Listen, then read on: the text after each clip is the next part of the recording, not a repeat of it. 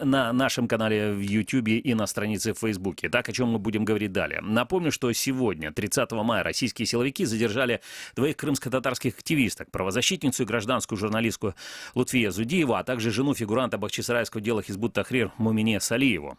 Немного дам небольшую предысторию. В начале, значит, как сообщил комментарий Крымреалии муж Лутфия Зудиева, Ситасан Зудиев, ее задержали на рынке в Джанкое. По его словам, российские силовики заблокировали тогда проезд машине Ситасана Зудиева и попросили Лутфия проехать в участок Симферополь для составления протокола. Далее у нас появилась информация от крымского адвоката Эмиля Курбединова, что активистку задержали сотрудники Российского центра по противодействию экстремизма по обвинению в статье 20.3 Кодекса об административных правонарушениях России «Демонстрация запрещенной символики». Эта статья предусматривает административный арест. А еще позже, вот уже в обед стало известно, что в Бахчисарае сотрудники Центра по противодействию экстремизма задержали еще одну крымско-татарскую активистку, жену фигуранта бахчисарайского дела Хизбут Тахрир Мумине Салиеву. И вот буквально за несколько минут до начала нашей программы стало известно, что Мумине Салиеву, ее уже выпустили из этого Центра по противодействию экстремизму, и сейчас она с нами на прямой телефонной связи. Мумине, здравствуйте. Здравствуйте. Скажите, вот после того, как вас сегодня продержали несколько часов в этом Центре по противодействию экстремизма, стало ли вам понятно, в чем вас обвиняют, что вам предъявляют эти российские силовики? Мне вменяют статью 20.3 Кодекса административных правонарушений Российской Федерации.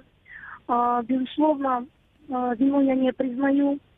И понимаю, что это лишь формальность, это лишь повод, так скажем, задавить активизм в Крыму в лице тех людей, которые сегодня ведут в Крыму мирное сопротивление по отношению к тем людям, которые освещают все происходящие процессы в Крыму, которые доносят правду как на территории полуострова, так и за его пределами. Поэтому, безусловно, я расцениваю это исключительно как давление на меня, на моего супруга, на всех активистов и в целом на все крымско-татарское сообщество в Крыму. Вы мне скажите, была ли возможность у адвоката в тот момент, когда вам предъявляли вот эти вот обвинения, присутствовал ли при этом адвокат, был ли допуск? Конечно же, адвоката в момент, так скажем, этого допроса не было. Со слов представителей Центра по противодействию экстремизма было сказано, что чтобы в протокол вписали, что адвокаты не явились во время допроса. Но сейчас стало известно, что все эти адвокаты здесь уже стоят несколько часов. Но вот по факту защитника не было в момент допроса. Мумине, скажите еще, вам демонстрировали, какие конкретно материалы, они подозревают в распространении каких конкретно материалов? Вот какие это запрещенные материалы? Это материалы в социальной сети Facebook за 2013 год. И это материалы, которые выглядят в виде символики Хизбут Тахрир. Но, опять же, я не увидела, чьи это материалы дела, к чему это там приписывается. Это уже будет завтра на судебном заседании, в момент ознакомления с материалами дела. А где будет рассматриваться дело в отношении вас? Завтра в 9:30 в Киевском районном суде будет судебное заседание по административному делопроизводству в отношении меня по статье 20.3 КоАП Российской Федерации. Спасибо вам. Мумине Салиева была на прямой телефонной связи со студией радио Крымреалии. Вот только что мне сообщили, что выпустили и вторую сегодняшнюю задержанную, Лутфия Зудиеву. Напомню, что задержали их в разных городах, Лутфия Зудиеву и Мумине Салиева. И с нами сейчас еще на связи, у нас Тарас Ибрагимов, да? Он находится тоже непосредственно в Симферополе. Тарас, приветствую вас. Тарас, добрый вечер. Да, я вас слушаю. Тарас, добрый вечер. Здравствуйте. Такой вопрос. Да, вот на сегодняшний день есть ли информация, почему не пустили адвокатов к задержанным?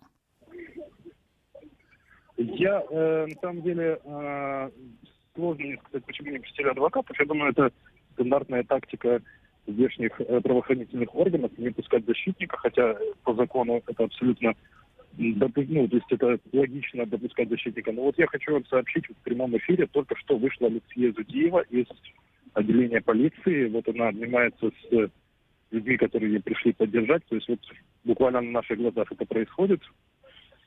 Где будет ли рассматриваться точно так же завтра ее дело в суде? Вот сейчас мы послушаем ее комментарии. Я думаю, что ее тоже будут завтра судить. Судебное заседание будет проходить и в отношении ее. То есть, обвинения, они абсолютно идентичные. Что и у Лутфии Зудиевой, что и у Мумине Салиевой. Понятно. Тарас, мы тогда ждем еще, через несколько минут, я надеюсь, мы снова тогда включим Тараса Ибрагимова и узнаем уже тогда подробности, где будет рассматриваться. Точно такое же будет рассмотрение, может быть, что-то будет другое в отношении дела Лутфии Зудиевой. Я теперь, у нас сегодня такая, видите, программа, которая пишется, что называется по ходу эфира. Есть и хорошие новости, потому что вышли из Центра противодействия Лутфия Зудиева, Мумине Салиева. И сейчас вот только я представляю гостей нашей студии. Это, наверное, Эдема Семедляева, очень многие знают, наши слушатели, наши зрители, читатели, крымский адвокат, и Фатиме Яникова, родственница 3 арестованных 27 марта 2019 года крымских татар. Добрый вечер. Здравствуйте. Ну что, давайте так. Вот теперь, наверное, уже есть какая-то информация, которую можно анализировать и обобщать, и понимать, что вообще произошло. После того, как освободила, как было выпущено Мумине Салиева из центра этого противодействия, она сказала, что ее обвиняют в распространении материалов по статье 20.3 Кодекса об административных правонарушениях, демонстрация запрещенной символики. Дэм, что это за статья такая? Это та статья, по которой в основном и привлекают таких гражданских активистов. По ней привлекали и моего коллегу Эмиля Курбединова, и очень многих крымских татар, которые активны в жизни крымских татар. Я думаю, что сотрудники ЦП давным-давно выявили, даже если есть такой материал, и просто они хранят до нужного времени, до нужного места, как говорится. И задержание этих двух девушек говорит о чем? О том, что начинается новая волна репрессий в отношении женщин, в отношении девушек. До этого времени таких прецедентов не было, и сегодняшнее задержание нам показывает, что российские правоохранительные службы не остановятся ни перед кем. Даже кто-то в Фейсбуке написал: задерживают мужчин, женщин, следующие будут дети. Скажите, а как вы думаете, с чем связано непосредственно это задержание? Если вы говорите, что там какие-то скрины были сделаны на страницах в социальных сетях, они сделаны были давно, но вытянули их именно только в этот четверг, 30 мая 2019 года. Конкретно я сейчас не могу сказать, с чем это связано.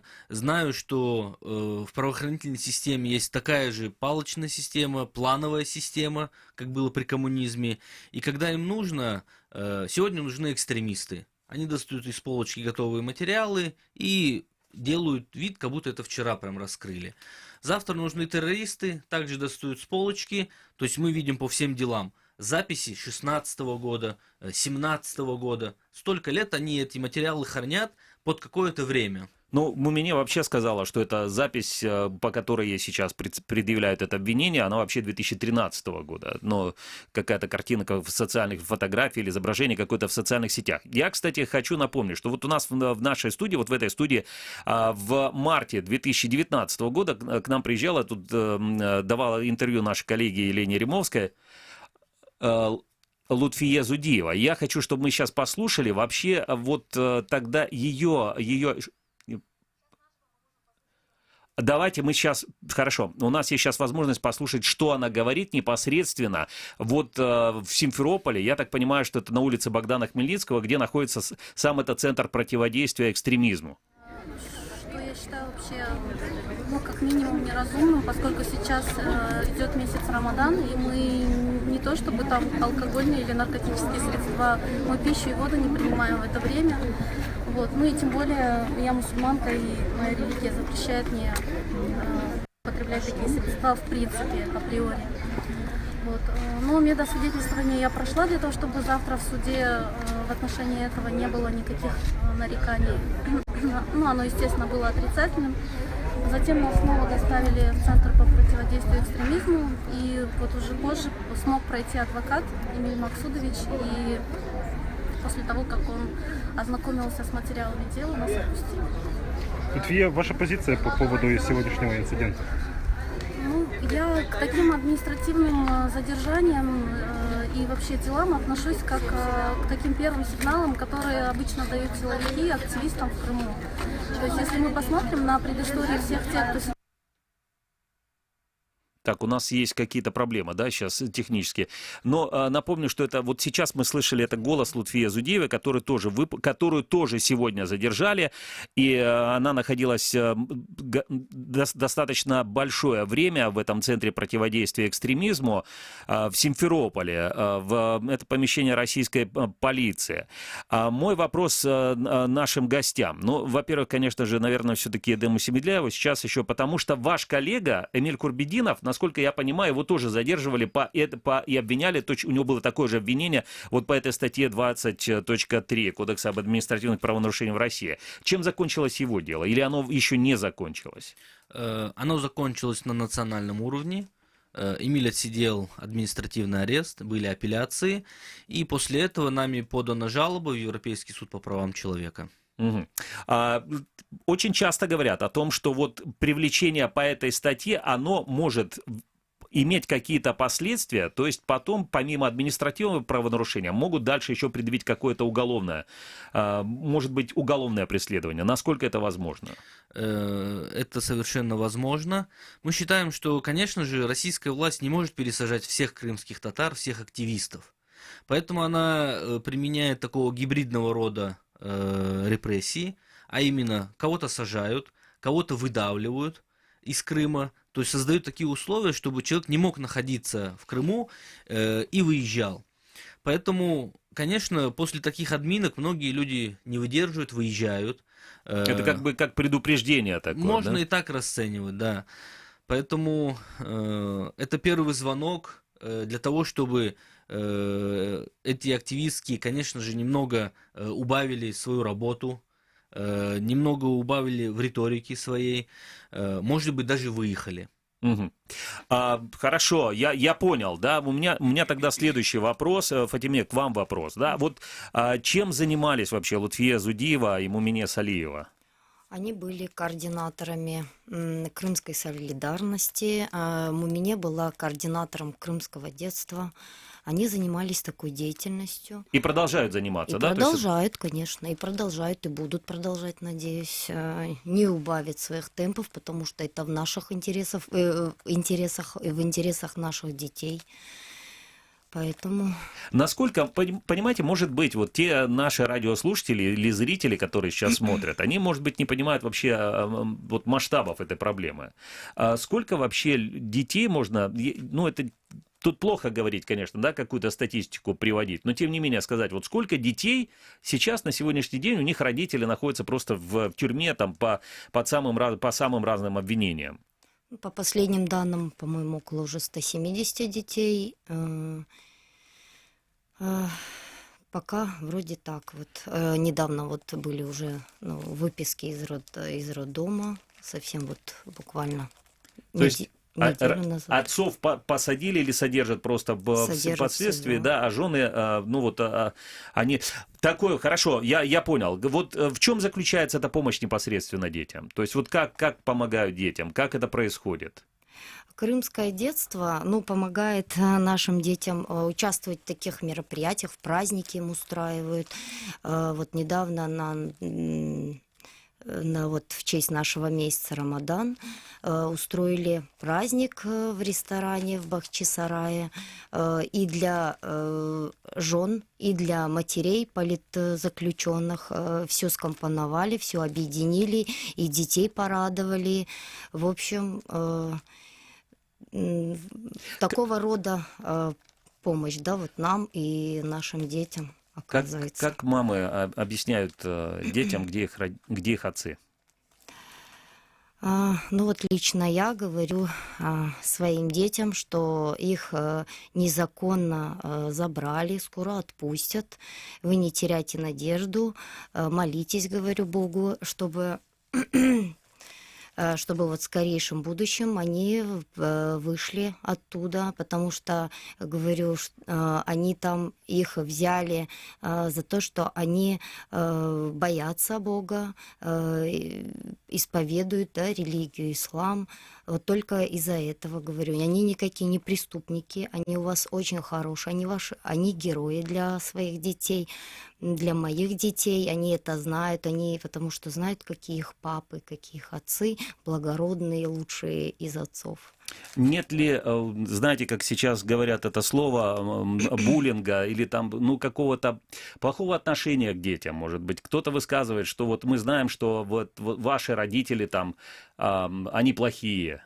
Да, где-то там дети ходят в школу, и, может быть, вот такое есть там плохое отношение. Или общее отношение людей, простых людей, да, я сейчас не говорю про чиновников, оно позитивное. В целом, я ничего о плохом отношении со стороны людей к детям и о таких высказываниях не слышала. В основном все относятся с пониманием, сочувствием детям, выражают сочувствие и поддержку. Наш народ, он поддерживает наших детей и говорят, что проявляйте терпение, ваши папы герои. Народ вот таким образом, да, оказывает поддержку. Тут еще стоит напомнить, вот в семье Фатиме Яниковой 27 марта задержали сразу 3 родственников. Это вашего мужа, да, Фархада, родного брата Асана, Братишка, да. и еще брата супруга, да, я так понимаю, Алима Каримова, да. Каримова, извините. И таких семей, их же не одна вообще, да, их таких семей достаточно много. И в тот день, это было 27 мая, это был тоже, 27 марта, это тоже был четверг. И это среда была, 27 марта? Потому что вот наши коллеги проводили расследование такое, и получилось, что вот как бы там четверг — это самый страшный день для крымских татар, которые живут на территории Крыма сейчас. Вот с чем вы связываете? Почему именно вот по таким дням происходят? Можно ли говорить о какой-то закономерности в этом?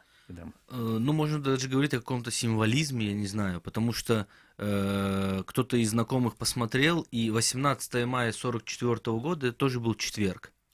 Эту группу 24 задержали в среду, потому что это большая группа, и они бы не успели это обработать, если в четверг задержали, то за пятницу бы не успели обработать. Поэтому, я думаю, связано только было с этим. А так, да, именно в четверг, и сегодня четверг, опять 2 задержания, уже женщин. Я не знаю, какая-то конспирология даже может быть. И сейчас с нами на связи снова Тарас Ибрагимов, журналист, который находится непосредственно в Симферополе. Тарас, еще раз приветствую. Здравствуйте. Да, какая у вас сейчас информация на данный момент? Вы знаете, мы уже расходимся от здания МВД, где все происходило, и возле меня адвокат Эмиль Курбетдинов, я передам ему трубку, и он нам расскажет, что вменяют Литве Зудиевой, которую буквально 10 минут назад отпустили. Он подробно с юридической позиции расскажет, в чем суть административного преследования в отношении его подзащитной. Эмиль, пожалуйста. Что вменяют Литве Зудиевой? По поводу 3, это Кодекс об административных правонарушениях, публикация запрещенной символики. Речь идет о том, что сотрудники ЦП обнаружили на странице в Фейсбуке публикацию за 2014 год, в которой они усмотрели символику Хизбут Тахрир. Это точно такая же статья, по которой меня 2 раза привлекали. Я сидел 10,5 суток. Завтра в 10:30 в Киевском районном суде состоится судебное заседание по этому поводу. Могу отметить лишь то, что в отношении Литвы Зудиевой не имеют избирать административный арест, так как у нее имеется 4 детей, 3 из них это не совершеннолетние дети, поэтому суд может принять в виде штрафа там от 1 тысячи до 2000 рублей. Примечательно, что на протяжении 3,5 часов адвокатов не допускали к Литве Зудиевой и Мунине Салиевой. Только мы вы увидели, как эти женщины только вышли из здания ЦП, 3,5 часа их пытались там опросить и допросить. Завтра все подробности уже в суде будут излагать. Алло. Да, спасибо, Тарас. Есть ли еще какая-то информация дополнительная, которую стоит нам узнать? Но я думаю, что вот адвокат весьма предметно. Единственное, я хочу отметить, что обошлось без административных сопутствующих задержаний. Это очень хорошо, потому что здесь собралось очень много людей, и были неоднократно предупреждения о том, чтобы они расходились. Но, к счастью, все обошлось достаточно мирно. Подошел начальник Симферопольской полиции и попросил всех разойтись, и люди услышали их аргументы, и вот уже все практически отсюда уже уходят, и ситуация как бы рассосалась, можно так сказать. Понятно, спасибо. Тарас Ибрагимов, журналист, был на связи непосредственно с места событий Симферополя, с улицы Богдана Хмельницкого. А теоретически возможно и такое, что люди, когда приходят, это мой вопрос к крымскому адвокату Эдему Семедляеву, такое возможно, что люди, когда приходят даже просто за своими родственниками, да, встретить их там, либо вот из центра, там, или из полиции, их могут еще либо задержать, либо тоже какой-то штраф за нарушение там общественного порядка им выписать. Да, конечно, и это было не раз уже, когда люди собирались во время обыска, близкие родственники, узнать, что же происходит, почему проходят у людей обыски, и прямо там хватали гражданских стримеров, которые фиксировали это событие. И мы постоянно переживаем за то, что действительно люди собираются, люди неравнодушные. И если больше 3 человек где-то скапливается, тем более возле отделения полиции, то, конечно же, это очень сильно напрягает силовиков, и они начинают все это фиксировать на видеокамеры. Ну, вообще странно. Отделение полиции, оно вроде бы по теории, оно должно быть для того, чтобы там соблюдали какой-то порядок. Так, наоборот, наверное, должны были радоваться, люди к полиции пришли, а почему-то, наоборот, начинают фиксировать и задерживать людей. Правоохранительные органы очень боятся людей, когда собираются люди, когда их больше, 10 человек, и постоянно потом начинают в рупора объявлять, что расходитесь, иначе мы будем привлекать к административной ответственности. Вот. Можно ли в такой ситуации вообще апеллировать к чему бы то ни было? Не знаю, к Конституции, к правам человека? Или это все бесполезно, вот именно тут в этом случае лучше подчиниться, и чтобы просто не было вот какого-то дополнительного задержания? Здесь двояко Конечно же, люди собираются для того, чтобы показать свое недовольство, показать, что никого они не будут оставлять, и будут за каждого переживать, и приходить, и интересоваться. Конечно же, каждый человек, приходя туда, поддерживая своего близкого родственника, он понимает, что и в отношении него могут составить административный протокол. Для правоохранительных органов, конечно же, удобнее, чтобы вообще никто не появлялся. Тихо взяли, тихо отвезли в наркологию, тихо провели суд, осудили, назначили штраф либо административный арест, и все. Это самый идеальный вариант, без вот этих сборища людей и всего остального. Поэтому они очень нервничают. Понятно. Мой вопрос сейчас, Фатиме, к вам. Скажите, вот просто про ваших родственников, да, про ваших родных. Кто они? Чем занимались? За что их, по вашему мнению, за что их арестовали? Наши ребята отличались активной жизненной гражданской позицией, да, они были активистами Крымской солидарности, они занимались организацией передачи к арестованным ребятам в Краснодар, в Ростов, в городе Симферополе. Буквально все они этим занимались. Кто-то, например, мой братишка вплотную этим занимался, он в этой деятельности как рыба в воде был, он все знал, что куда, где, почем.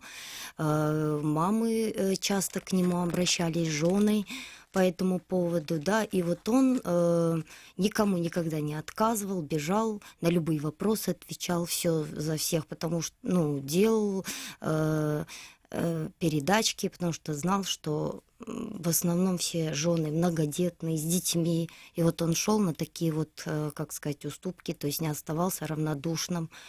отличался этим. Потом они организовывали детям праздники.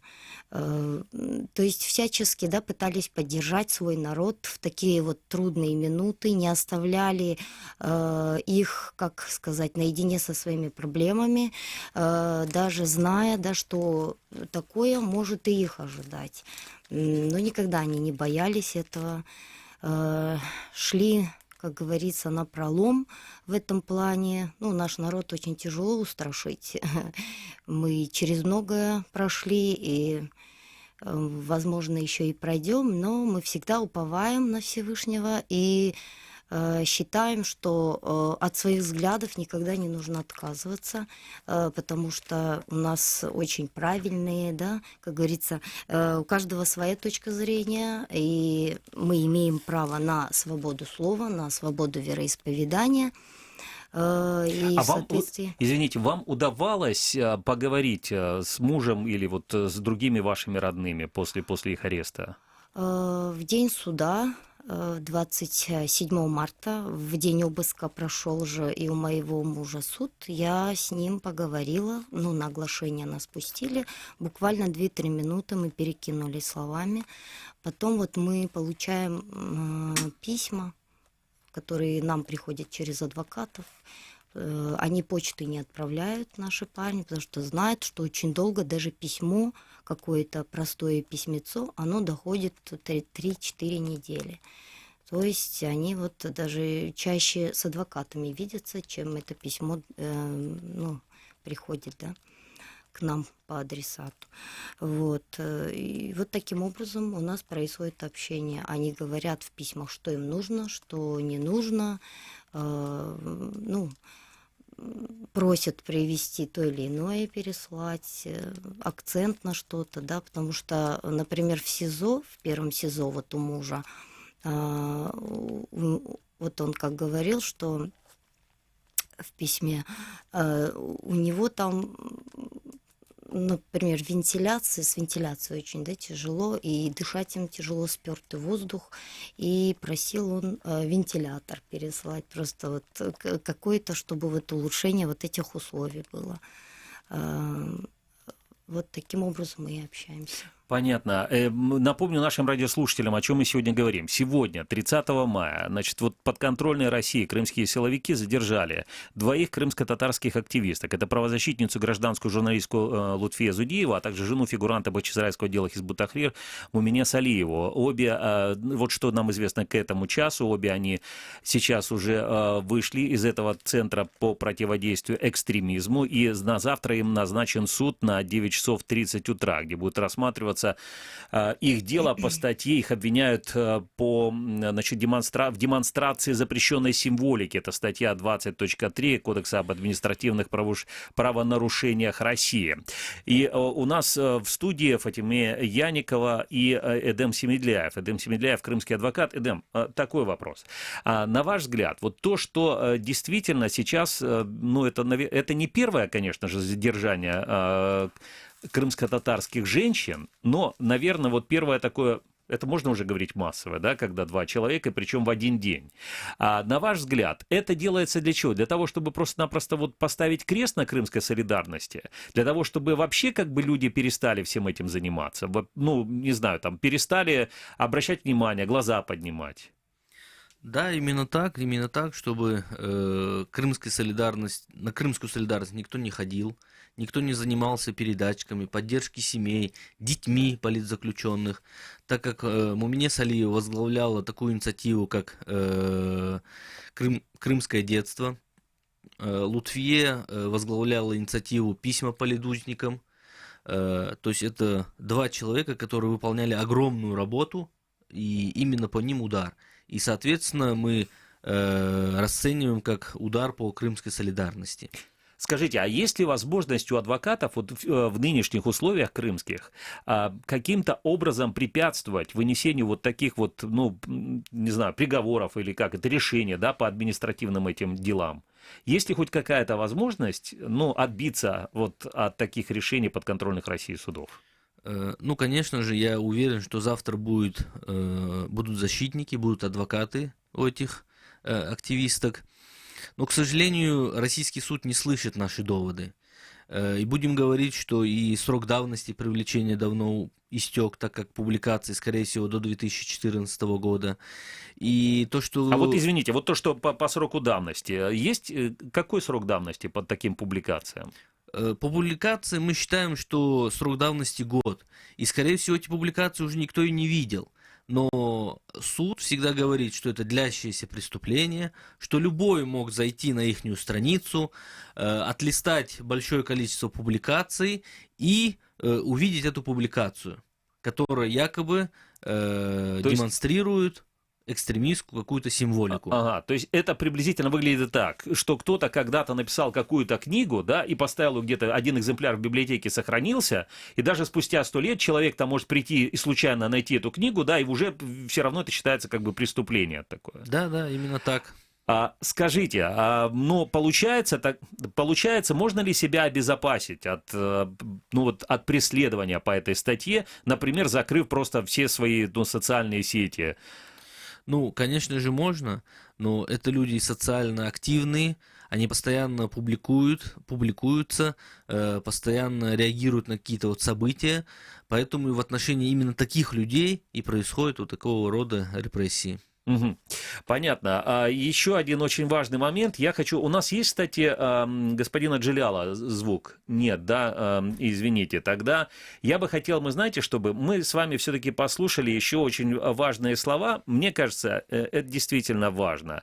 То, что говорила Лутфия Зудиева в нашей студии, когда она была здесь в марте, она рассказывала, собственно говоря, чем она занимается, но тогда у нее не было еще такого статуса, подозреваемого по этому делу или совершения такого административного правонарушения. Давайте послушаем.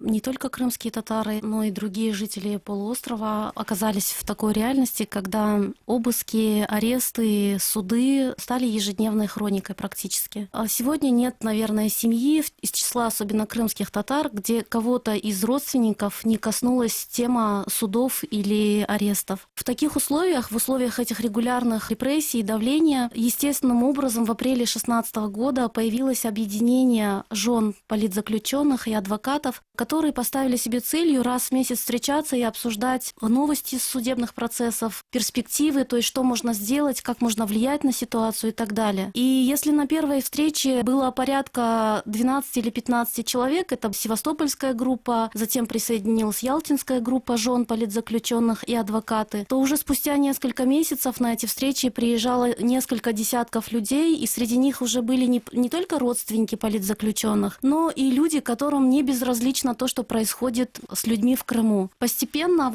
эти встречи переросли в некую правозащитную площадку, которая стала называться «Крымская солидарность». Солидарность, потому что люди объединились не по национальному, не по религиозному, а по общему признаку для защиты от этого репрессивного механизма в Крыму. Напомню, что это были слова, сказанные Лутфией Зудиевой в студии радио «Крым Реалии». Это было большое интервью.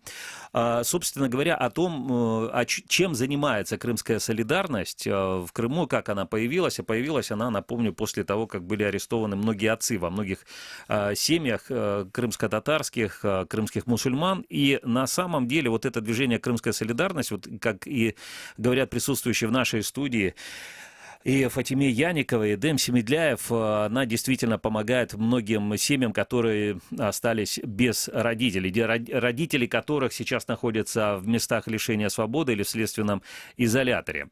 У меня такой вопрос, к вам. Скажите, эта традиция такая помощи семьям, это мусульманская традиция, крымско-татарская традиция? Насколько, я читал или интересовался этим вопросом, что в мусульманских странах вообще не бывает детских домов. Именно так. Ни детских домов, ни домов престарелых. То есть это как-то такая норма этическая, что если даже у человека не остается родственников, кто-то за ним должен присматривать. Конечно. Это предписывают нормы ислама, так как крымские татары мусульмане, это испокон веков так делалось, что чужих детей не бывает, что если ребенок остался сиротой, его забирают бабушки, дедушки, если нет бабушек, дедушек, то дяди, тети, то постоянно. И также досматривать стариков. Если вдруг у стариков нету своих детей, которые должны их досматривать, то их досматривают ближайшие родственники. И сейчас вот это продолжение или возрождение этой традиции. Да, конечно. То есть оно появилось естественным образом. С арестом новых ребят появлялись новые вопросы. Кто-то в этих вопросах уже был опытный. Что передавать можно, как написать заявление. И именно вот эта вот встреча Крымской солидарности, где можно увидеть адвокатов, посоветоваться, потому что адвокаты тоже очень заняты, и их тяжело поймать. А там гарантированно будут адвокаты, которые могут ответить на вопросы, подсказать, как написать заявление.